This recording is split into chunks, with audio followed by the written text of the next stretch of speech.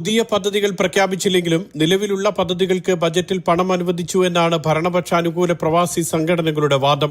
തിരിച്ചുവരുന്ന പ്രവാസികളെ സഹായിക്കാൻ നോർക്ക റൂട്ട്സ് വഴി നടപ്പാക്കുന്ന സ്വയം തൊഴിൽ പദ്ധതിക്ക് 65 കോടി രൂപ അനുവദിച്ചതും പ്രവാസികളുടെ സാമൂഹ്യ സുരക്ഷ ഉറപ്പാക്കുന്ന സാന്ത്വനം പദ്ധതിക്ക് 35 കോടി രൂപ അനുവദിച്ചതും അവർ എടുത്തു പറയുന്നു.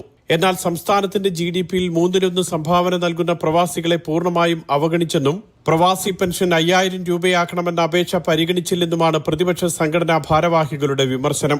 വോട്ടിലാക്കി ഈ ഇലക്ഷൻ കാലഘട്ടത്തിൽ പൊടിയിടുവാൻ വേണ്ടിയുള്ള ശ്രീ പിണറായി സർക്കാരിൻ്റെ ഈ ബഡ്ജറ്റിനെ ഇൻഗാസ് UAE ശക്തമായി പ്രതിഷേധിക്കുകയാണ്.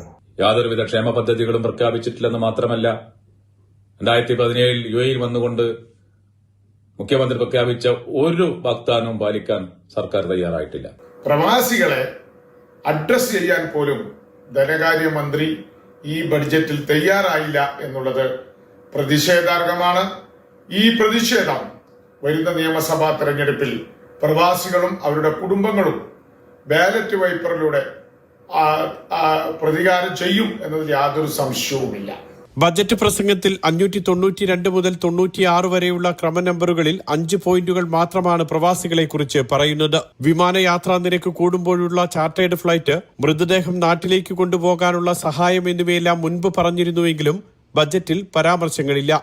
Mathrubhumi news, Dubai.